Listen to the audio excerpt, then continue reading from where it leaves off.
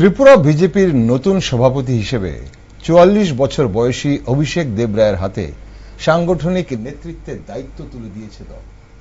প্রাক্তন সভাপতি রাজীব ভট্টাচার্য রাজ্যসভার সাংসদ নির্বাচিত হবার পর থেকে নতুন সভাপতি নিয়ে বহু জল্পনা কল্পনা চলছিল দলের ভেতরে এবং বাইরে। উঠে এসেছিল অনেক নাম, কিন্তু বৃহস্পতিবার সিলমোহর পড়ল অভিষেক দেবরায়ের নামে এবং ২৯শে মে আনুষ্ঠানিকভাবে তিনি দায়িত্ব গ্রহণ করেছেন। তবে এই নতুন দায়িত্বের সঙ্গে কি বাড়ছে চ্যালেঞ্জও? একদিকে দলের প্রবীণ, অভিজ্ঞ এবং বিভিন্ন কারণে ক্ষুব্ধ নেতাদের সঙ্গে সমন্বয় সাধন করে তাদের পূর্ণ সহযোগিতা আদায় করা একজন তরুণ নেতার জন্য কতটা কঠিন হতে পারে। নেতৃত্বের প্রশ্নে দলের অভ্যন্তরীণ ভারসাম্য রক্ষা করতে তিনি কতটা সফল হবেন। অন্যদিকে নতুন প্রজন্মের কর্মী সমর্থকদের প্রত্যাশা, উচ্চাকাঙ্ক্ষা এবং দলীয় আনুগত্য ধরে রাখা কি তার কাছে একটা বড় পরীক্ষা হয়ে উঠবে? বিজেপির সাম্প্রতিক নির্বাচনী সাফল্য সত্ত্বেও এডিসি নির্বাচনের অভিজ্ঞতা কি ২০১৮ সালের বিধানসভা নির্বাচনের আগে সতর্ক বার্তা হিসেবে দেখা উচিত? দলীয় সংগঠনের রাশ শক্ত হাতে ধরে রেখে একই সঙ্গে সকলকে সঙ্গে নিয়ে চলা অভিষেক দেবরায়ের পক্ষে কতটা সহজ হবে? আগামী কয়েক বছরে তার নেতৃত্বে কি নির্ধারণ করবে ত্রিপুরার বিজেপির ভবিষ্যৎ রাজনৈতিক সমীকরণ? এমন নানান বিষয় জানতে এবং বুঝতে আমাদের আজকের এই বিশেষ টক শো। নমস্কার, আমি দীপেন আর আপনারা দেখছেন নিউজ ভ্যানগার্ড। বিজেপির নতুন সভাপতির পদ কতটা চ্যালেঞ্জিং তা নিয়ে একটি গুরুত্বপূর্ণ আলোচনায় আজ আমার সাথে রয়েছেন ভারতীয় জনতা যুব মোর্চার ত্রিপুরা প্রদেশের সাধারণ সম্পাদক, বিশিষ্ট বিজেপি নেতৃত্ব রানা ঘোষ। নমস্কার। রানাবাবু, স্বাগত আপনাকে। নমস্কার। এই যে এতজন নেতার নাম নিয়ে জল্পনা চলছিল, আমরা বেশ কয়েকদিন ধরে বা বেশ কয়েক মাসই বলবো আমরা, সেটা সামাজিক মাধ্যমে হোক কিংবা বিভিন্ন মিডিয়াতে হোক, শেষ পর্যন্ত হাইকমান্ড অভিষেক দেবরায়কে কেন বেছে নিয়েছেন বলে আপনি মনে করেন? ওনার কি কোয়ালিটিগুলোকে অন্যদের থেকে ওনাকে এগিয়ে রাখলো বলে আপনি মনে করছেন? নমস্কার।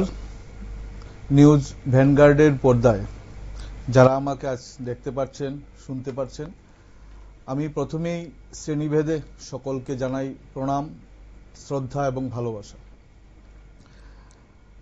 দেখুন, প্রথমে আপনি যেটা বললেন যে জল্পনা কল্পনার অবসান ঘটিয়ে অনেক নাম এসছিল, তাদের মধ্যে থেকে দল ওনাকে সিলেকশন করলেন।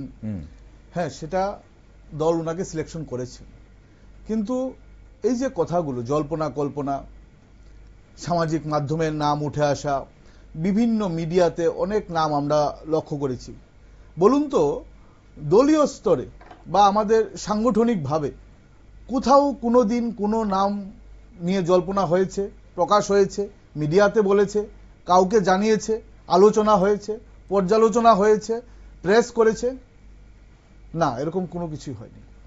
জল্পনা, আলোচনা, এগুলো পুরোটা ছিল কিছুটা বিরোধীদের চক্রান্ত আমি বলবো, এবং কিছুটা বলবো যারা বিজেপির ভালো চায় না, ভারতীয় জনতা পার্টির দলকে যারা এখনো ভালোবাসে না, মন থেকে যারা এখনো ভারতীয় জনতা পার্টিকে মেনে নিতে পারেনি, এই ধরনের কিছু সংস্কারী তো বলবোই না, কুসংস্কারই বলবো, এই ধরনের কিছু ব্যক্তিত্ব এবং কিছু বহিরাগত কিছু লোক আছে, এবং বিরোধী তো অবশ্যই আছে, তাদেরই জল্পনা কল্পনা, সামাজিক মাধ্যমে উঠে আসা অনেক ধরনের আলোচনা, এগুলোই আমরা লক্ষ্য করছিলাম। কিন্তু নামটা ডিক্লেয়ার হবার পূর্ব মুহূর্ত পর্যন্ত আমার অন্তত পক্ষে যতটুকু জানা আছে, আমাদের ভারতীয় জনতা পার্টি সম্পূর্ণ শৃঙ্খলাবদ্ধ দল। দলীয় পক্ষ থেকে দলীয় স্তরে কোনো দিন কোনো নাম নিয়ে কোথাও আলোচনা, সমালোচনা, জল্পনা কল্পনা হয়নি। এবার যেই নাম সিলেকশন হলো বা যেটা ডিক্লেয়ার হলো, সেটা আমাদের একটা পার্টির নিয়ম নির্দেশিকা, যে একটা সময়সীমা পর্যন্ত আমাদের প্রত্যেকটা জায়গায়, শুধুমাত্র রাজ্যস্তরীয় সভাপতি নয়, জাতীয় স্তরের সভাপতি নয়, সেটা জেলা বলুন, মন্ডল বলুন, বুথ বলুন, প্রত্যেক স্তরের সভাপতির একটা নির্দিষ্ট মেয়াদ আছে। ওই মেয়াদের পরে অবশ্যই প্রত্যেকটা জায়গার যে সভাপতিরা আছেন এবং অন্যান্য দায়িত্বে যারা আছেন, অফিস বিয়ারার্স থেকে শুরু করে, প্রত্যেকটা জায়গায় যে পরিবর্তন হয় এবং পরিবর্তনের যে শৃঙ্খলাটা, সেটা আমাদের দলের একটা নিয়মানুবর্তিতা এবং আমাদের দলের নিয়ম নীতি। তো সেই জায়গায় দাঁড়িয়ে দিল্লি থেকে আমাদের জাতীয় যিনি রাষ্ট্রীয় সভাপতি আছেন উনি ডিক্লেয়ার দিয়েছেন, এবং উইদিন আরো 4টা রাজ্যে ডিক্লেয়ার হয়েছে একই সঙ্গে, এবং এটাই দলের অনুশাসন, এটাই দলের নিয়ম নীতি। বলুন। এইবার আসছে আপনি যে পরবর্তী যে বিষয়টা নিয়ে আলোচনা করলেন, ঠিক, হ্যাঁ, উনি কেন অভিষেক দেবরায় কেন? দেখুন, এখানে অভিষেক দেবরায়ের জায়গায় অনেকেই হতে পারত, অভিষেক দেবরায় কেন? তো সেটার প্রথম উত্তরে যদি বলি, কাউকে না কাউকে তো সভাপতি করবে দল, এবং কাকে করবে?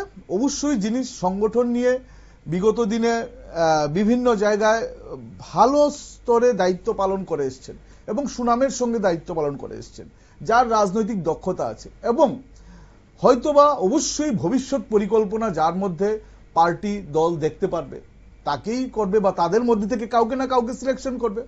সেই ধারা মেনে, রীতি মেনে এটা সিলেকশন হয়েছে। এবং আমি যদি বলি, যেটা বললে যে অভিষেক দেবরায় কেন বা উনি কেন, আমরা যদি একটু পেছনে আসি, তাহলে ভারতীয় জনতা পার্টিতে জয়েনিং করার পর, আসার পর উনার প্রথম দায়িত্ব ছিল বুথে কাজ করেছেন। উনি উনার যে নিজের বুথটা, সেই জায়গায় উনি কাজ করেছেন একটা দীর্ঘ সময়। তারপর উনাকে দায়িত্ব দেওয়া হলো সাংগঠনিকভাবে কাকরাবন মণ্ডলের মণ্ডল সাধারণ সম্পাদক হিসেবে, এবং উনি ওখানে নিষ্ঠার সঙ্গে দায়িত্ব পালন করেছেন একটা সময়। এবং পরবর্তী সময় উনার দায়িত্বে দল সন্তুষ্ট হয়ে উনাকে পরবর্তী দায়িত্ব দেওয়া হলো কাকরাবন মণ্ডলের মণ্ডল সভাপতি হিসেবে, এবং ওই জায়গাতেও উনি সম্পূর্ণ নিষ্ঠার সঙ্গে দলের অনুশাসন মেনে উনি দায়িত্ব পালন করেছেন, এবং দল উনাকে পরবর্তী দায়িত্ব দিল গুমতির জেলা সভাপতি হিসেবে। এবং গুমতি জেলার দায়িত্বটাও উনি সম্পূর্ণ দলীয় নিষ্ঠা মেনে এবং দলীয় আদর্শ মেনে গুমতি জেলার দায়িত্ব পালন করেছেন। এবং আমরা আনন্দিত, আমরা গর্বিত যে ত্রিপুরার পুণ্যভূমিকে আমরা মাতা ত্রিপুরা সুন্দরীর পুণ্যভূমি আমরা বলি। তো মাতা ত্রিপুরা সুন্দরীর পুণ্যভূমির যদি একটা ছোট্ট পার্ট, সেটা হলো মাতাবাড়ি বিধানসভা বা মাতাবাড়ি মণ্ডল। তো পরবর্তী সময় মাতাবাড়ি মণ্ডলের বা মাতাবাড়ি বিধানসভার উনাকে দল টিকিট দিয়েছেন, বিজেপির হয়ে লড়ার জন্য অনুমতি দিয়েছেন, এবং মাতাবাড়ি বিধানসভার প্রত্যেকটা জনগণ উনাকে আশীর্বাদ করেছেন দুহাত তুলে। এবং প্রথমবার দাঁড়ানোর পরেই উনি বিরোধীদের অনেক পেছনে ফেলে উনি সেখানকার বিধায়ক হয়েছেন, এবং একটা নিজের মতন করে উনি মাতাবাড়ি যে বিধানসভাটা উনি পরিচালনা করছিলেন। এবং সেটা সারা রাজ্য জুড়ে আমরা দেখেছি যে কত বহিরাগত বা বিদেশ থেকে পর্যটকরা মাতাবাড়ি দেখতে আসেন, সদলীয়রা এবং বিরোধীরা, রাজনৈতিক অরাজনৈতিক, সারা বিশ্ব থেকে প্রচুর সংখ্যক একটা লোক আমাদের মাতাবাড়ি মাতা ত্রিপুরা সুন্দরী দর্শন করতে আসেন। এবং আমরা বারংবার লক্ষ্য করেছি যে ওই জায়গাতে উনি দায়িত্ব নিয়ে প্রত্যেকটা যারা আমাদের পর্যটক আছেন, বিদেশ থেকে হোক, দেশের হোক, রাজ্যের হোক, উনি ওদেরকে সাদরে উনি সম্বোধন করেছেন, আমন্ত্রণ জানিয়েছেন, এবং মা ত্রিপুরা সুন্দরী দর্শন করতে ওদের যা যা যাবতীয় দরকার, যাতে কারোর কোনো অসুবিধা না হয়, সেটা আমরা প্রতিনিয়ত সামাজিক মাধ্যম থেকে শুরু করে বিভিন্ন জায়গায়। রানাবাবু, অভিষেক দেবরায় একজন যুব নেতা হিসেবে আপনি যেটা বলছিলেন যে মাঠ পর্যায়ের রাজনীতি থেকে উঠে এসেছেন, সেটা আমরা অনেকেই জানি। এখন পূর্বে উনি ছাত্র রাজনীতি করেছেন এবং সেখানে যুব কংগ্রেসের সাথে যুক্ত ছিলেন।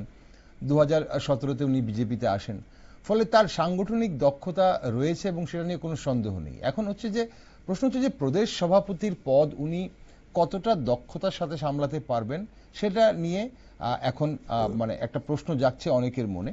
কারণ এখানে ওনার বয়সটা হচ্ছে বিরাট বড় একটা ফ্যাক্টর। যুব নেতা, 44 বছর, এবং গোটা রাজ্যের সাংগঠনিক দায়িত্ব ওনার কাঁধে চাপানো হয়েছে।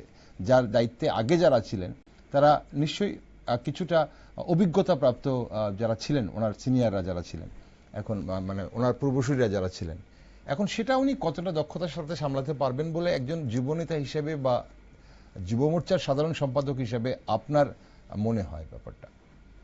দেখুন, আপনার কথার সম্পূর্ণ সম্মান জানিয়ে আমি বলছি, হুম। পূর্বতন যারা এই রাজ্যের ভারতীয় জনতা পার্টির সভাপতির দায়িত্ব পালন করেছেন প্রত্যেকেই বিশেষ স্তরে অভিজ্ঞতাপূর্ণ।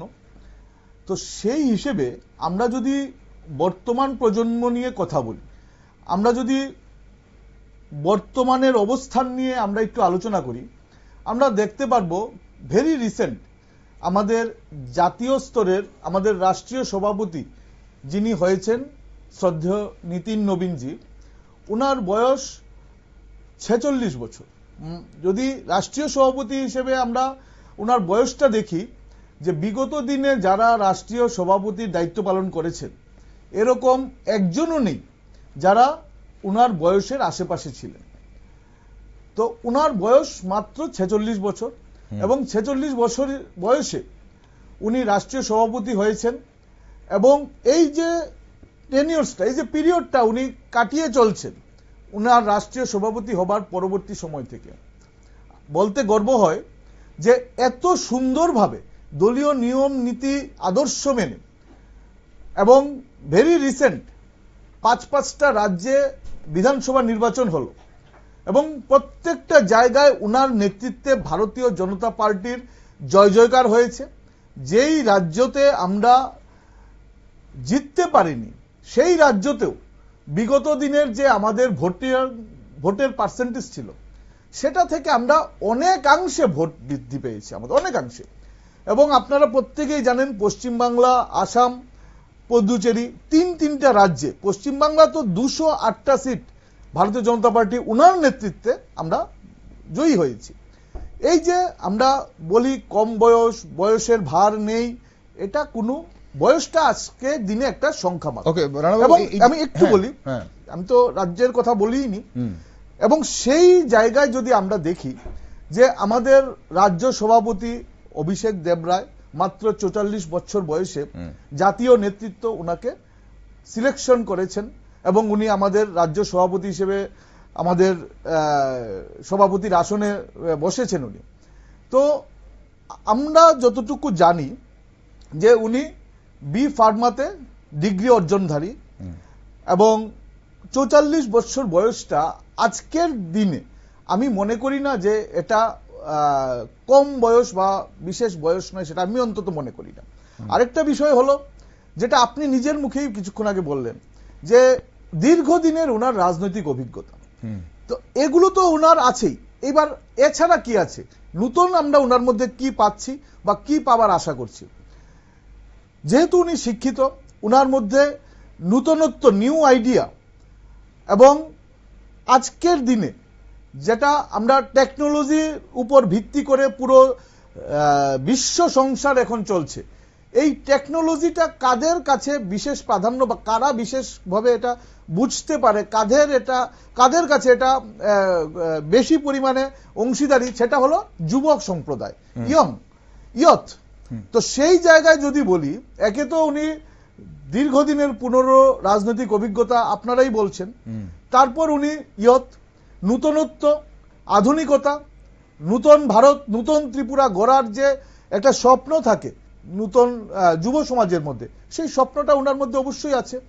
এবং দলকে এগিয়ে নিয়ে যেতে আজকের দিনে আমি মনে করি প্রত্যেকটা জায়গায় পুরনোরা তো থাকবেই, পুরনোদের সঙ্গে নূতনের একটা আভাস, নূতনের একটা সংযোগ অবশ্যই দরকার। ঠিক, আপনি যখন পুরনোদের কথা বললেন রানাবাবু, তখন এখানে একটা কথা বলতেই হয়, যেটা যে কথাগুলো শোনা যাচ্ছে বা যেসব ন্যারেটিভগুলো এই মুহূর্তে চলছে সব জায়গায় কান পাতলে শোনা যায়, যে অভিষেক দেবরায় নিজে উনি 2013-14 সাল পর্যন্ত যুব কংগ্রেসে ছিলেন, এখন 2017-তে বিজেপিতে এসেছেন। এখন দলের যেসব আদি কর্মী বা নেতারা দীর্ঘদিন ধরে বিজেপির জন্য লড়ছেন, তারা একজন তুলনামূলক নতুন নেতার নেতৃত্বকে কতটা সহজভাবে গ্রহণ করবেন সেটা নিয়ে একটা প্রশ্ন অনেকেই করছেন। সেখানে আপনারা যুব নেতা, আপনারা বহুদিন ধরে পার্টির সঙ্গে আছেন, পার্টি সংগঠন দেখছেন, আপনারা কিভাবে কি মনে করছেন সেই জায়গাটাতে? দেখুন, এই যে বিভেদটা, এই যে পার্থক্যটা, এটা আমাদের দলের অনুশাসনে কিন্তু নেই। এবং আমি যেহেতু দীর্ঘদিন ধরে এই দলের মধ্যে আছি, আমি অন্তত এটা বলতে পারি যে ভারতীয় জনতা পার্টিতে জয়েনিং এর পরের মুহূর্তেই এখানে নূতন বা পুরনো বলে কোনো শব্দ নেই। এবং আমাদের যারা কেন্দ্রীয় নেতৃত্ব, আমাদের যারা পুরনো রাজ্য নেতৃত্ব, আমাদের যারা, যেটাকে আপনারা বয়স্ক যারা বলছেন, তাদের মুখের কথা এবং সামাজিক মাধ্যমে বারংবার তারা সেই কথাটা বলেছে যে ভারতীয় জনতা পার্টিতে জয়েনিং এর পর সেখানে পুরনো নূতন বলতে কোনো কিছু নেই, তার একটাই পরিচয়, সে ভারতীয় জনতা পার্টির কার্যকর্তা। যেই দিন যে ভারতীয় জনতা পার্টিতে জয়েনিং হলো, যেই দিন যে ভারতীয় জনতা পার্টির পতাকা তলে সামিল হলো, সেই দিন থেকে, সেই মুহূর্ত থেকে তাকে নূতন বলা যাবে না, তাকে বলতে হবে ভারতীয় জনতা পার্টির কার্যকর্তা। যে 40 বছর ধরে ভারতীয় জনতা পার্টির ছত্রছায়ায় আছে, সেও আমাদের বিশেষ কার্যকর্তা, কিন্তু তাকে পুরনো কার্যকর্তা নয়, তাকে বলতে হবে, তাকেও বলতে হবে ভারতীয় জনতা পার্টির কার্যকর্তা। এই যে বিভেদটা, আমি প্রথমে বলেছি আমাদের মধ্যে বিভেদ নেই, আমাদের মধ্যে কোনো পার্থক্য নেই, আমাদের মধ্যে কোনো তারতম্য নেই। এই বিভেদটা করছে কিছু চক্রান্তকারী বিরোধীরা। মানে আপনি বলছেন তাহলে প্রবীণ নেতাদের মধ্যে কোনো অসন্তোষ নেই, মানে মানে আপনি যুব মোর্চার নেতা হিসেবে এই যে নতুন মুখ সামনে আসাতে বা যুব মুখ প্রদেশ সভাপতির দায়িত্ব নেওয়াতে প্রবীণ নেতাদের মধ্যে কোনো ধরনের ক্ষোভ বা অসন্তোষ নেই আপনি বলছেন? অসন্তোষ যদি থাকতো সেটা সেই দলের নাম ভারতীয় জনতা পার্টি হতো না, এটা আমার ব্যক্তিগত ধারণা। আমি বলছি যদি ক্ষোভ বিক্ষোভ প্রকাশ হতো সেই দলটার নাম বিজেপি হতো না, সেই দলটার নাম বিরোধী যে দলগুলো আছে, যারা লাল দল সাদা দল যেগুলো আছে আমাদের রাজ্যে, সেই দলগুলো হতো। আজকে এই দলটার নাম বিজেপি, দলটার নাম ভারতীয় জনতা পার্টি। আমি প্রথমেই বলেছি এখানে নূতন পুরনো বলতে কোনো কিছু নেই, এখানে ক্ষোভ বিক্ষোভ বলতে কোনো কিছু নেই। আমরা যাকেই সভাপতি করা হবে, সে রাষ্ট্রীয় সভাপতি, রাজ্য সভাপতি, জেলা মন্ডল বুথ, তাকেই আমরা আলিঙ্গন করে নেব এবং তার ছত্রছায়ায় আমরা আমাদের দলের অনুশাসন রীতিনীতি মেনে আমাদের দলীয় যে কার্যক্রম সেটা করব। এবং আপনারা লক্ষ্য করেছেন যেই দিন নীতিন নবীনজি রাষ্ট্রীয় সভাপতি হলো, প্রধানমন্ত্রী শ্রী নরেন্দ্র মোদীজি উনাকে যখন সভাপতির আসনে বসালেন, বসিয়েই সামাজিক মাধ্যমে প্রেস মিডিয়ার সামনে নরেন্দ্র মোদীজি বলেছেন, আজ থেকে নীতিন নবীনজি আমার বস, উনার কথা মেনে আমি সমস্ত কাজ করব, দলের অনুশাসন যা যা আছে উনার কথায় আমি করব, দলকে আমি উনার কথায় মতো আমি পরিচালনা করব। এই হলো আমাদের দলের আদর্শ, এই হলো আমাদের দলের রীতিনীতি। ঠিক, আপনি সামাজিক মাধ্যমে কথা বলছেন এবং আপনাদের দলের রীতিনীতির কথা বলছেন, আর তাহলে শুরুতেই অভিষেক দেবরায়ের একটা কথাতে আসতে হয়, নতুন যিনি প্রদেশ সভাপতি। এখন দলীয় অভ্যন্তরীণ মতভেদ, অসন্তোষ বা অভিযোগ সামাজিক মাধ্যমে প্রকাশ না করে সাংগঠনিক ফোরামে আলোচনা করার আহ্বান জানান অভিষেক দেবরায়। সামাজিক মাধ্যমে বিচার সভা বসানো থেকে বিরত থাকতে বলেছেন উনি। এই বার্তা দেওয়ার প্রয়োজন কেন হলো তাহলে, মানে কি মনে করেন? দেখুন, উনি এই বার্তার পাশাপাশি আরেকটা কথা বলেছেন, বলতে হলে তো সব কথা বলতে হবে মোটামুটি। উনি বলেছেন ভারত মাতা কি জয় বললেই শুধু বিজেপি হওয়া যায় না। উনি দায়িত্ব নিয়ে বলেছেন যে বিজেপি হতে গেলে আচরণে বিজেপি হতে হবে, আচরণে বিজেপি হতে হবে। আমরা লক্ষ্য করেছি অনেকেই ভারত মাতা কি জয় বলে অনেক ধরনের অসামাজিক কাজ করছে, তাদেরকে আমরা বিজেপি বলি না, বলবো না।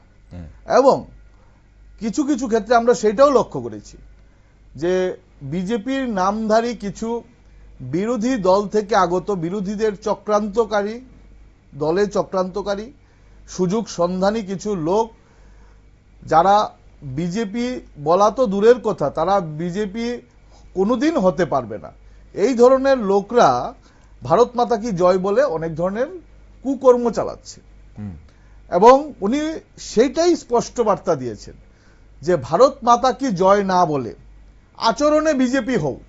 ভারত মাতা কি জয় তখনই বলো যখন তুমি আচরণে বিজেপি, বিজেপির কার্যকর্তা প্রত্যেকে যখন বিজেপির নিষ্ঠা আদর্শ আমরা নিজের মধ্যে আমরা স্থাপিত করতে পারবো, তখন আমি ভারত মাতা কি জয় বলবো। দল কি তাহলে মনে করছে যে মানে সামাজিক মাধ্যমে দলীয় কর্মীদের একাংশের যে মন্তব্য বা এইসব আচরণ বা সমালোচনায় সংগঠনের ভাবমূর্তির উপর তাহলে প্রভাব ফেলছে? তা হ্যাঁ, অবশ্যই সংগঠনের ভাবমূর্তির উপর সেটা তো আমরা বরাবরই বলি। ধর্মের বাড়ি থেকে শুরু করে বিভিন্ন কর্মকাণ্ডে যুক্ত আছে, আমি এখন ডিটেলস বলবো না। তারা আচরণ তাহলে আপনি তো যারা বহু 40 বছর ধরে কাজ করছেন তারাও বিজেপির কার্যকর্তা, নতুন পুরনো কিছু নেই, আদি বা নব্য বলে কিছু নেই। এখন যদি কোনো কর্মীর অভিযোগ বা ক্ষোভ থাকে দলের প্রতি বা দলের অন্যান্য নেতৃত্বদের প্রতি, তাহলে তা প্রকাশের জন্য দলের নির্দিষ্ট সাংগঠনিক ব্যবস্থা কি রয়েছে? আপনারা একদম সেটা কিভাবে করেন? একদম রয়েছে, সেটাই তো উনি বলতে চাইছেন এবং আমরাও বলি যে আমাদের দলের মধ্যে, দলের অভ্যন্তরে কিছু কিছু ক্ষেত্রে হতেই পারে আমার কাজটা আরেকজনের ভালো নাই লাগতে পারে, এবং আমাদের অনেক কর্মকাণ্ড আছে। পৃথিবীতে কোনো মানুষের চেহারা যেরকম একজনের সঙ্গে আরেকজনের মিলে না, কারোর সঙ্গে কারোর থাম মিলে না, রেটিনা মিলে না, ঠিক সেইভাবেই কারোর সঙ্গে কারোর যে চারিত্রিক যে গঠনটা সেটা মিলে না, মিলবেও না, ভয়েস টোন মিলে না। তো সেইভাবে আমার কাজটা আরেকজনের অপছন্দ হতেই পারে কিছু কিছু ক্ষেত্রে। তো সেইটার জন্য আমাদের শ্রেণীভেদে প্রত্যেকটা জায়গা, বুথ থেকে যে কাজ করছে তাকে, তার অধিকার নেই রাজ্য স্তরে এসে বুথ সভাপতি বা বুথের অফিস বেয়ারারকে নিয়ে কমপ্লেন করা। বুথে যারা কাজ করছে তাদের অবশ্যই তাদের কমপ্লেন যদি থাকে, তারা বুথের যিনি সভাপতি আছেন ওনার কাছে কমপ্লেন করতে পারেন। আমাদের মধ্যে নতুন একটা সংযোজন হয়েছে, বুথ পালকের কাছে উনি কমপ্লেন করতে পারেন। এবার তাদেরকে নিয়ে যদি কমপ্লেন থাকে সেটা মন্ডল স্তরে কমপ্লেন করতে পারে। এবার বুথের কারোর যদি মন্ডলকে নিয়ে কমপ্লেন থাকে সেটা জেলা স্তরে কমপ্লেন করতে পারে। এবার জেলার কোনো নেতৃত্বের বিরুদ্ধে কমপ্লেন থাকে সেটা রাজ্য স্তরে করবে। এই হলো আমাদের সিস্টেম, এবং কমপ্লেনটা মৌখিক নয়, আমাদের কমপ্লেন কাগজে পত্রে কমপ্লেন হতে হবে, প্রমাণ সহ কমপ্লেন হতে হবে। যদি প্রমাণ নাও থাকে কাগজে পত্রে তাকে কমপ্লেন করতেই হবে, যদি তাকে কমপ্লেন করতে হয়। তো এই যে সিস্টেমটা সেটা আমাদের দলে বানানো আছে, এবং আমাদের অনুশাসন মেনে আমাদের দলে আপনারা লক্ষ্য করেছেন সামাজিক মাধ্যমে আমরা অনেক কার্যকর্তাকে আমরা বিভিন্ন সময় শোকজ নোটিশ দিয়েছি, অল্প কিছুদিনের জন্য দল থেকে বহিষ্কার করেছি এবং শাস্তিমূলক ভাবে, এবং পরবর্তী সময় সে যখন তার শাস্তি অনুধাবন করতে পেরেছে, বুঝতে পেরেছে যে আমার এই জন্য ভুল হয়েছে এই জায়গায়, তাকে পরবর্তী সময় তাকে আবার দলে নেওয়া হয়েছে। তো এগুলো আমাদের দলের নীতি আদর্শ, সেটা আমাদের অনুশাসন, মানতে হবে। নতুন সভাপতির এই মন্তব্যকে কি তাহলে মানে দলীয় শৃঙ্খলা জোরদারের বার্তা হিসেবে দেখা উচিত বা দেখছেন দলের কর্মীরা? দেখুন, বার্তাটা কিন্তু এরকম নয় যে রাজ্য সভাপতি সেদিন সামাজিক মাধ্যমে বলল, মিডিয়ার সামনে বলল, সেদিনই বার্তাটা এলো, এরকম নয়। বার্তাটা আমাদের পূর্ব নির্ধারিত এবং পূর্ব সিস্টেমে সেটা বার্তাটা দেওয়া আছে। উনি সবাইকে পুনরায় স্মরণ করিয়ে দিলেন যে দলীয় নীতি আদর্শ এরকম আছে। কেন স্মরণ করালেন?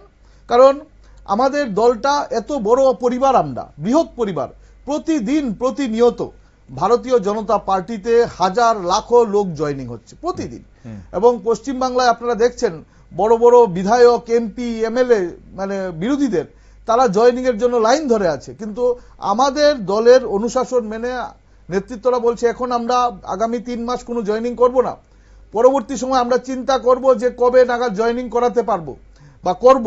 সেই যে বিষয়টা, আমরা আমাদের এত বড় পরিবারে প্রতিনিয়ত জয়েনিং হচ্ছে, তাদেরকে তো জানতে হবে আমাদের অনুশাসন, আমাদের দলের রীতিনীতি জানতে হবে, আমাদের দলের যে আদর্শ সেটা তাদেরকে বুঝতে হবে।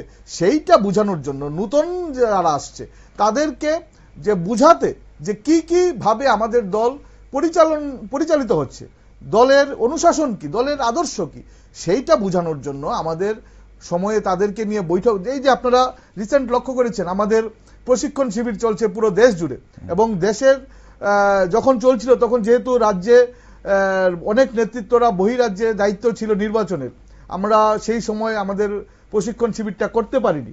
তো বর্তমানে এই আমাদের পক্ষকালব্যাপী প্রশিক্ষণ শিবির সবেমাত্র শেষ হলো। সেই প্রশিক্ষণ শিবিরটা কেন হয়েছে? যারা নতুন এবং যারা পুরনো প্রত্যেককে নিয়ে একটা দলীয় শৃঙ্খলাভাবে আমাদের এই প্রশিক্ষণ শিবির হয়েছে। প্রশিক্ষণ শিবিরের মানে কি? দলের নীতি আদর্শ তাদের সামনে তুলে ধরা, দলের নৈতিকতা তাদের সামনে তুলে ধরা, দলের অনুশাসন তাদেরকে বুঝিয়ে বলা। আমাদের মধ্যে যারা এগুলো নিয়ে বিগত দিনে চর্চা করেছে, যারা জানে দলের আদর্শ, কাজ, কর্ম, তাদেরকে সেখানে টিচিং এর দায়িত্ব দেওয়া হয়েছে এবং একদম শৃঙ্খলাবদ্ধভাবে আপনারা দেখেছেন সেই আমাদের প্রশিক্ষণ শিবির শুরুর আগে আমরা প্রেসও করেছি, যিনি দায়িত্বে ছিলেন। আমরা পুরো রাজ্যব্যাপী আমরা সেই প্রশিক্ষণ শিবিরটা চালিয়েছি এবং সেটা পরবর্তী সময় বুথ স্তরে, এখন মন্ডল স্তরে হলো, বুথ স্তরে হবে এই প্রশিক্ষণ শিবির। সেটার উদ্দেশ্য কি? উদ্দেশ্য হলো নতুন যারা আসছে তাদেরকে জানানো, বুঝানো, যারা পুরনোরা সঠিকভাবে এখনো জানেনি, হয়তোবা কিছুদিন হয়েছে মাত্র দলে এসছে, তাদেরকেও দলের আদর্শ নিয়ে তাদের সামনে চর্চা করা। এই হলো আমাদের সিস্টেম। রানাবাবু, আপনি বলছেন যে এই মুহূর্তে আপনাদের দলের ভিতরে নবীন প্রবীণ বলে কোনো কথা নেই, বা নতুন পুরনো বলে, আদি বা নব্য বলে কোনো কথা নেই। তবে এই কথাগুলো আমরা কান পাতলেই শুনি, বিশেষ করে সংবাদ মাধ্যম তো অবশ্যই শুনে। কিছু কিছু অভিযোগও আমাদের কাছে আসে বা আমরা শুনি। এখন দলের আদি বা পুরনো কর্মীদের মধ্যে যে একটা বড় অংশের ক্ষোভ রয়েছে সেটাও শোনা যায়। আমরা কিছুদিন আগে মুখ্যমন্ত্রীকেও শুনেছি, উনি বলতে দল বিরোধী যে কার্যকলাপ নিয়ে উনি ক্যান্সারের কথা বলছিলেন। উনি বলছিলেন যে যদি ক্যান্সার হয়ে যায় বা এই যে ক্রনিক ডিজিজ হয়ে যায় তাহলে সেটাকে কেমোথেরাপি বা রেডিওথেরাপি দিতে হয়।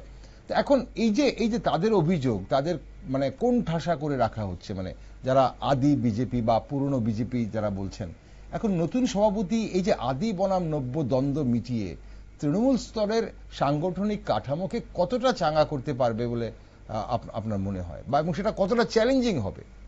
দেখুন, আমি আপনার কথাকে আবারও সম্মান জানিয়ে বলছি যে মুখ্যমন্ত্রী যে বার্তাটা দিয়েছেন, বার্তাটা ঠিক এরকম নয়। আপনাদের কাছে অনুরোধ রইল, আপনারা আবার শুনবেন সেই বার্তাটা। উনি দলীয় কর্মীদের মধ্যে যে খুব বিক্ষোভ, সেটা নিয়ে ক্রনিক ডিজিজ, ক্যান্সার বলেননি।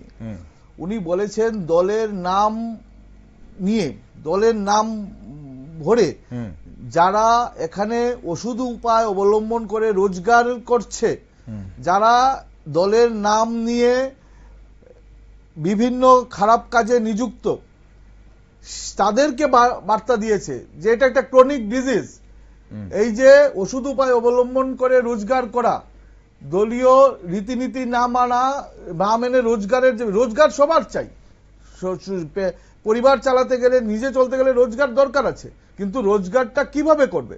রোজগারটা যে সিস্টেম আছে, যে প্রক্রিয়া আছে আমাদের, সেই সে ব্যবসা করুক, চাকরি করুক, যা খুশি করুক, হ্যাঁ, সে ওই দলীয় আদর্শ বা সিস্টেম মেনে রোজগার করা, সেটার জন্য কোনো ওষুধ উপায় অবলম্বন না করা, এবং এইটা যারা করছে তাদের এটা ক্রনিক ডিজিজ, সেটা উনি বলেছেন। এইবার আসছি যে আমাদের যিনি সদ্য সভাপতি হলেন, উনি যেই বার্তাটা দিয়েছেন আপনারা মিলিয়ে দেখবেন, মাননীয় মুখ্যমন্ত্রীর বার্তাটা এবং ওনার বার্তাটা কিন্তু একদম স্পষ্ট। এখানে এরকম নয় যে আমরা দলের যে কর্মীরা আছে তাদেরকে ডেকে এই বার্তাটা, আমরা সামাজিক মাধ্যমে বার্তাটা ছড়িয়ে দিয়েছি। কেন ছড়িয়েছি?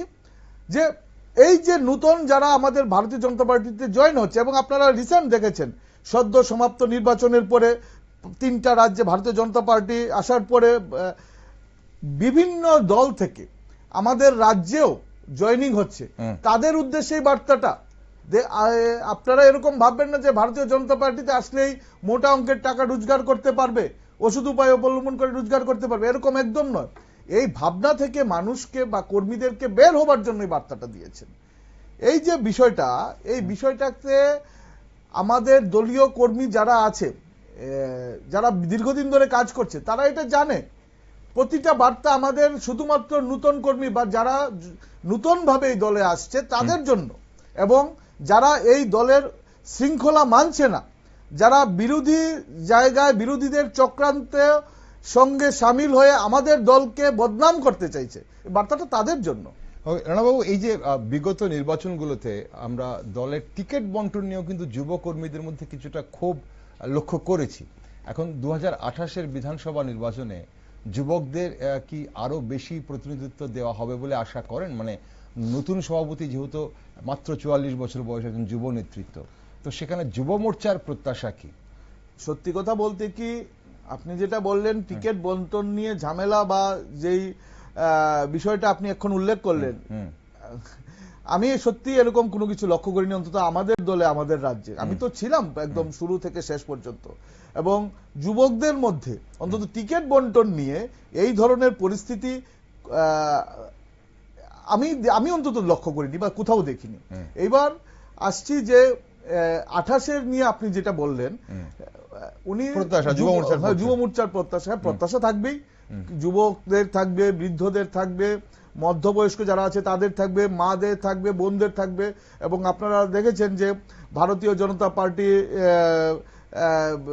লোকসভাতে, রাজ্যসভাতে মহিলাদের 33% আসন সংরক্ষণের জন্য প্রস্তাব উত্থাপন করেছিল। বিরোধীদের চক্রান্তে সেটা স্থান পায়নি। যাই হোক, আমাদের উদ্দেশ্য প্রত্যেকে সমভাবাপন্ন, সবকা সাথ সবকা বিকাশ, সেই মানসিকতা রেখে আমাদের প্রত্যেকটা জায়গায় যুব, মহিলা, বৃদ্ধ, মধ্যবয়স্ক, আপাময় প্রত্যেকে। এবং আজকে দেখেছেন পশ্চিম বাংলায় 35 জন নতুন মুখ্যমন্ত্রী, নতুন মন্ত্রী শপথ নিল, পূর্ণমন্ত্রী, অর্ধমন্ত্রী শপথ নিল। এর মধ্যে বেশ কিছু মন্ত্রী যারা শপথ নিয়েছে এবং বিধায়কও আছে অনেকেই বটে, যারা চা পাতা বাগানে চা তুলতো, চার পাতা তুলতো, শ্রমিক ছিল তারা চা পাতা বাগানে। একজন আজকে মন্ত্রী হয়েছে, উনি আমাদের যে গৃহ পরিচারিকা আছে, গৃহ পরিচারিকার কাজ করতেন। চন্দনা বাউরির কথা আপনারা লক্ষ্য করুন, বিগত দিনে আপনারা আমাদের পশ্চিম বাংলায় যদি দেখেন, বিভিন্ন সময় ভারতীয় জনতা পার্টির যারা ক্যান্ডিডেট হয়েছে তারা কিন্তু এই একদম সাধারণ পরিবার থেকে আসা বেশিরভাগ অংশে। তো সেই হিসেবে আমরা বলছি যে প্রত্যাশা রাজনীতি করে প্রত্যেকের মধ্যে থাকতেই পারে, এটা স্বাভাবিক। এবার প্রত্যাশাটা এরকম নয় যে আমাদের দলীয় কর্মীদের নীতি আদর্শ মেনে আমরা সেটা নিয়ে আমরা ঝামেলা করব, আমরা বিরোধিতা করব না। আমাদের দলের নীতি আদর্শ, আমার ইচ্ছে আমি দাঁড়াবো, আমি টিকিট চাই, সেটা আমি দাবি করব, কিন্তু দল দেবে না দেবে দল চিন্তা করবে। দল ক্ষমতায় আসার আগে থেকে যেসব যুব নেতৃত্বরা দলের সঙ্গে আছেন এবং দলের একদম দুঃসময় থেকে শুরু করে আজ অব্দি দলের সঙ্গে আছেন, তারা কি এই ধরনের প্রত্যাশা রাখছেন? হ্যাঁ, রাখতেই পারে। আমি একজন দলীয় কর্মী, আমি দীর্ঘদিন ধরে ভারতীয় জনতা পার্টি করছি, আমিও রাজনীতি করি, আমিও প্রত্যাশা রাখতে পারি। এটা আমার অধিকার আছে প্রত্যাশা রাখার, টিকিট দাবি করার অধিকার আমার আছে, আমি অন ক্যামেরা বলছি। এবার দল চিন্তা করবে যে আমার যে অবস্থান আছে, আমার এই অবস্থানে আমাকে দল টিকিট দেবে কি দেবে না, যে আমাকে পঞ্চায়েতে দাঁড় করাবে, না বিধানসভায় দাঁড় করাবে, না পৌর পরিষদে দাঁড় করাবে, না রাজ্যসভায়, না লোকসভায়, কোন জায়গায় দায়িত্ব দেবে, না সংগঠনে রাখবে, সেটা দলের চিন্তার ব্যাপার। আমরা দলের ঊর্ধ্বে কেউ নই। আপনারা লক্ষ্য করেছেন যে আমাদের নতুন রাজ্য সভাপতি একটা বার্তা স্পষ্ট দিয়েছেন, নেশন ফার্স্ট, সেলফ লাস্ট। এটাই আমাদের দলের নীতি আদর্শ। সেই নীতি আদর্শ মেনে আমরা প্রত্যাশা করব, আমরা দাবি জানাবো, এবং এই দাবি দল রাখবে না রাখবে, কাকে কোন জায়গায় বসাবে, কাকে দায়িত্ব পালন করার জন্য অধিকার দেবে, সেটা দল চিন্তা করবে। কিন্তু ভারতীয় জনতা পার্টি এত বড় একটা দল, এত বড় একটা পরিবার, পুরো বিশ্বের মধ্যে সেটা এখন প্রথম স্থানে আছে। আপনারা জানেন আমাদের দলে এরকম একটা কর্মীও নেই, একটা কার্যকর্তা নেই যে যাকে কোনো দায়িত্ব দেওয়ার জায়গা নেই। এখানে একটা সমুদ্র, এটা একটা বিশাল মহাসমুদ্র। এই সমুদ্রে আসার পর প্রত্যেকের জন্য আলাদা আলাদা দায়িত্ব আমাদের বন্টন করার ব্যবস্থা আছে, এবং সেইভাবে আমাদের দলের সিস্টেম, আদর্শ এবং নীতি আমরা পালন করছি। প্রণববাবু, ত্রিপুরায় বেকারত্ব, কর্মসংস্থান এবং মাদক সমস্যা, মানে ড্রাগসের সমস্যা নিয়ে যুব সমাজের একটা বড় সংকট বলে অনেকেই মনে করেন, এবং বিরোধী দলগুলো বিশেষ করে সিপিএম এবং কংগ্রেস এই বিষয়গুলো নিয়ে প্রতিনিয়ত সরকারকে কিন্তু আক্রমণ করছে। এখন যুব সমাজকে নেশামুক্ত রেখে সংগঠনের কাজে ধরে রাখা নতুন সভাপতির জন্য কতটা সহজ হবে বলে মনে করেন, নাকি এটা একটা কঠিন চ্যালেঞ্জ হিসেবে আপনি দেখছেন? দেখুন, গতকাল আমি সামাজিক মাধ্যমে দেখেছি, মিডিয়ার একটা প্রেস বার্তায় আমি দেখেছি, আমাদের রাজ্যের যে একটা দেশের শুধুমাত্র নীতি আদর্শের জন্য মুছে যাওয়া যেই লাল দলটা আছে, সেই লাল দলের আমাদের রাজ্যের যিনি মুখিয়া আছেন, উনার একটা বার্তা সামাজিক মাধ্যমে লক্ষ্য করেছি যে রাজনীতি মানেই বিরোধিতা। আপনারা গতকালকের বার্তাটা আপনারা লক্ষ্য করবেন, শুধু এই নয় যে এটা দীর্ঘদিন হয়ে গেছে, না, গতকালকে এই বার্তাটা ওনার মুখ দিয়ে বেরিয়েছে যে রাজনীতি মানেই বিরোধিতা। এই যে শব্দটা কে দিয়েছে? যেই দলটা পুরো ভারতবর্ষ থেকে আজকে মুছে যাওয়ার উপক্রম হয়েছে, মুছে গেছে প্রায়, সেই দলের আমাদের রাজ্যের যিনি মুখিয়া আছেন, উনি একটা বার্তা দিয়েছেন সামাজিক মাধ্যমে, অনেক কথা বলেছেন, এর মধ্যে একটা ছোট্ট ভাষা যে রাজনীতি মানেই বিরোধিতা। আর আমাদের সদ্য যিনি আমাদের রাজ্য সভাপতি হয়েছেন শ্রদ্ধেয় অভিষেক দেব রায়, উনার একটা বার্তা, অনেক বার্তা উনিও দিয়েছেন, আর উনার বার্তাটা কি আছে লক্ষ্য করবেন, সামাজিক মাধ্যমে আছে কিন্তু। উনার বার্তাটা হলো, রাজনীতি মানে জনগণ জনতা তোমার পাশে আছে কিনা। যতদিন জনগণ জনতা পাশে আছে তুমি বুঝবে দল সঠিক দিশায় চলছে। যেদিন জনগণ তোমার পাশে নেই, মনে করবে বিরোধীদের মতন তোমার অবস্থান হয়েছে। আর কি বলেছেন উনি? বলেছেন সবার সাথে নিয়ে সবারকে সাথে নিয়ে চলা। উনি আর কি বলেছেন? বলেছেন সমাজের অন্তিম ব্যক্তি পর্যন্ত পৌঁছানো। উনি আর কি বলেছেন? বলেছেন সকলকে উপকার, মানে যারা গরিব অংশের লোক প্রত্যেককে কিছু না কিছু সাহায্য করা, নিজের মতন করে সাহায্যের হাত বাড়িয়ে দেওয়া। এই হলো ওনার বার্তা। আর ঠিক তার উল্টো দিকে আমরা কি দেখছি, যে একটা তারা জাতীয় স্তরের রাজনৈতিক দল বলে, এখন তো আঞ্চলিক দলের অবস্থান নেই।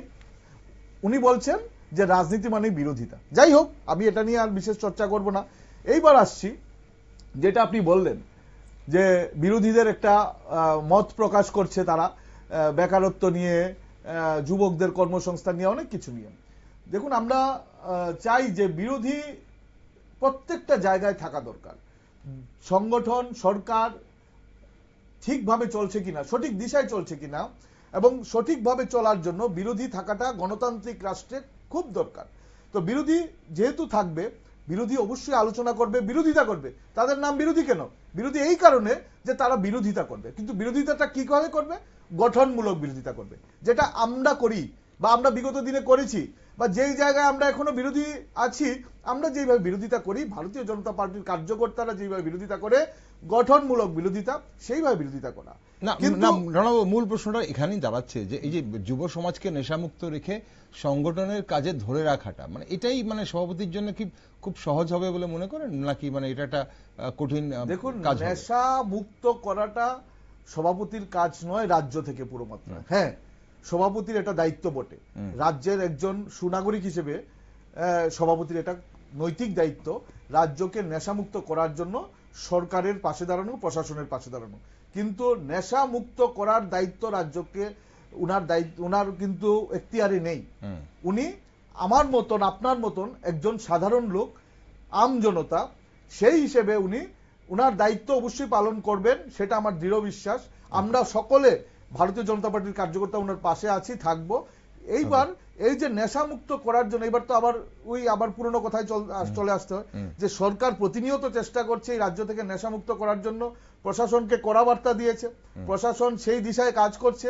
প্রতিদিন প্রতিনিয়ত রাজ্যের বিভিন্ন জায়গায় আনাচে কানাচেতে নেশামুক্তি অভিযান করে, শুধুমাত্র সরকার নয়, আমাদের ছেলেরাও, আমাদের কার্যকর্তারা নেশা বিরোধে গিয়ে বিভিন্ন জায়গায় তারা কাজ করছে, তারা অ্যাওয়ারনেস করছে। রাজ্যের যুব মোর্চার একটা বড় অংশের আমাদের কার্যক্রম হলো অ্যাওয়ারনেস করা, কিসের বিরুদ্ধে? নেশার বিরুদ্ধে। এবং আমি ব্যক্তিগতভাবে করেছি। এই যে বিষয়গুলো নিয়ে আমরা দীর্ঘদিন ধরে কাজ করছি, সুতরাং নেশা মুক্তি যে বিষয়টা, সেটা কিন্তু আমাদের লক্ষ্য, যে আমাদের বিভিন্ন কার্যক্রম, সেটা আমাদের একটা বড় কার্যক্রম হলো নেশা মুক্তি করা এই রাজ্যকে। একটা শেষ প্রশ্ন আপনার কাছে, যদিও খুব বেশি এটার সঙ্গে যুক্ত নয় নতুন সভাপতির সাথে, তবু এই মুহূর্তে প্রাসঙ্গিক। প্রধানমন্ত্রী সম্প্রতি দেশবাসীর কাছে যে সাশ্রয়ের আহ্বান করেছেন সেটা আমরা সবাই জানি, আর এদিকে রাজ্যের বাজারে ফাটকা বাজরা বা কালোবাজারিরা বা সে কালোবাজারি করছে এমন অভিযোগ শোনা যাচ্ছে, নিত্য প্রয়োজনীয় জিনিসের চড়া দামে বিক্রি হচ্ছে। এখন আপনারা যুব মোর্চা এই ব্যাপারে কতটা সচেতন, এবং আপনাদের কিছু করার আছে কিনা বলে মনে করেন এই বিষয়টাতে? হ্যাঁ, অবশ্যই করার আছে। এবং প্রধানমন্ত্রী যখন বার্তা দিয়েছেন, আমি একটু বাড়িয়ে বলছি, যে আপনারা সামাজিক মাধ্যমে দেখেছেন আমাদের প্রতিটা মিনিস্টার, আমাদের এমএলএ তাদের এসকর্ট প্রায় ছেড়ে দিয়েছে, এবং যতটুকু দরকার আমাদের প্রশাসন থেকে বার্তা দেওয়া হয়েছে যে ওয়ার্ক ফ্রম হোম, 50% কর্মচারী অফিসে বসে কাজ করা, 50% বাড়িতে থেকে কাজ করা, তাদের মধ্যে তারতম্য করে। এবং আমাদের প্রত্যেকটা কার্যকর্তা যারা গাড়ি নিয়ে চলাফেরা করতো, তারা বাইকে চলে এসছে। আমাদের এমএলএ থেকে শুরু করে প্রত্যেকটা নেতৃত্ব বাইকে চলে এসছে। কিছু কিছু জায়গায় যেখানে না গেলে না হয়, গাড়ি দিয়ে 200 কিলোমিটার যাওয়া, বাইক দিয়ে যাওয়া সম্ভব নয়, গাড়ি নিয়ে যাচ্ছে। এবং আমি ব্যক্তিগতভাবে অন ক্যামেরা নিয়েছি, আমি আমার ছোট ছোট কার্যক্রম যতগুলো আছে আমি বাইসাইকেল নিয়ে যাই, কিন্তু আমি গেলে কিন্তু তো হবে সেই না, সাশ্রয় প্রত্যেককে যেতে হবে। সেই সাশ্রয়ের টাকাটা যখন বাজারে দিয়ে আসতে হয় মানে মূল্য বৃদ্ধির জন্য, এবং তাও যখন ফাটকাবাজরা এই যুদ্ধের অজুহাতে বা বিভিন্ন অজুহাতে যখন টাকা বাড়াচ্ছে, তখন সাধারণ মানুষেরা সাশ্রয় কোথা থেকে করবে? দেখুন, এই যে ফাটকাবাজদের বন্ধ করার দায়িত্ব প্রশাসনের, রাজ্য সরকারের। আমরা সংগঠনে আছি, আমরা রাজ্য সরকারের কাছে অনুরোধ করব, আপনাদের মাধ্যমেই অনুরোধ করব, আমরা জানাবো যে বাজারে যে ফাটকা চলছে, যেটা আপনি বললেন কালোবাজারি যেটা আমরা বলি, হ্যাঁ চলছে, সেটাকে অতি সত্বর বন্ধ করার জন্য। সাধারণ মানুষ এতে ব্যতিব্যস্ত হয়ে যাচ্ছে, সেটা আমরা রাজ্য সরকারের কাছে দাবি জানাবো। এবং যেটা আপনি বললেন যুব মোর্চা, হ্যাঁ আমরা অবশ্যই সেটা আমাদের নলেজে আছে, আমরা এই নিয়ে আমরা কাজ করছি। আমাদের ছেলেরা প্রত্যেকটা জায়গায় যার যার স্তরে বাজারে গিয়ে কালোবাজারি বন্ধ করার জন্য তারা বার্তা দিয়ে এসছে, এবং আগামী দিনে এই কালোবাজারি বা যারা ফাটকা বিজনেস করছে বা করার চেষ্টা করছে সেই ব্যবসায়ীদের চিহ্নিত করা, এবং চিহ্নিত করে তাদেরকে প্রশাসনের আওতায় আনানো, এবং তাদেরকে উপযুক্ত তাদের নিজ নিজ ক্ষেত্রে তাদেরকে শাস্তিমূলক ব্যবস্থা করা, সেটা আমরা বার্তা দিয়ে দিয়েছি, এবং সেই হিসেবে আমাদের কাজ হচ্ছে।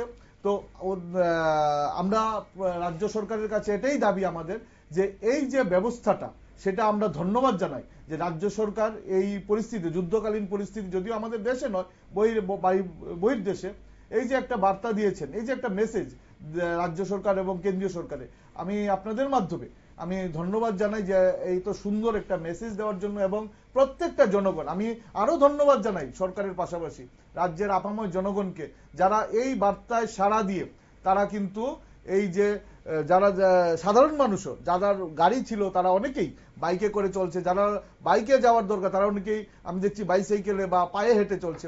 সেই জন্য আমি প্রত্যেকটা রাজ্যের জনগণকে, আপাময় জনগণকে আপনাদের মাধ্যমে ধন্যবাদ জানাই, শুভেচ্ছা জানাই। অসংখ্য ধন্যবাদ আপনাকে রানাবাবু সঙ্গে থাকার জন্য আজ, এবং নতুন সভাপতির যে আগামী সাংগঠনিক কাজগুলো কতটা চ্যালেঞ্জিং হবে, কতটা চাপের হবে, সেই বিষয় নিয়ে একটি গুরুত্বপূর্ণ আলোচনায় আপনি সঙ্গে ছিলেন। ধন্যবাদ আপনাকে আরেকবার। দর্শক বন্ধুরা, প্রদেশ সভাপতি পদে অভিষেক দেব রায়ের আগমন উত্তর পূর্বাঞ্চলে বিজেপির তরুণ নেতৃত্ব তুলে আনার কৌশলেরই মানে একটি বড় প্রতিফলন বলে মনে করছেন রাজনৈতিক বিশেষজ্ঞ মহল। তাদের মতে সভাপতি চেয়ারটি যতটা সম্মানের, আগামীর পথটি ঠিক ততটাই চ্যালেঞ্জিং। 2028 সালের বিধানসভা নির্বাচনকে পাখির চোখ করে অভিষেক দেব রায়, নতুন প্রদেশ সভাপতি বিজেপির, ত্রিপুরার বিজেপি দলকে কতটা একতাবদ্ধ করতে পারেন এবং যুব সমাজকে কতটা টানতে পারেন, তার উপরে নির্ভর করছে রাজ্যের বিজেপির আগামী দিনের রাজনৈতিক ভবিষ্যৎ। সঙ্গে থাকুন, আর দেশ, দুনিয়া ও রাজ্যের সব খবরের জন্য চোখ রাখুন শুধুমাত্র নিউজ ভ্যানগার্ডে।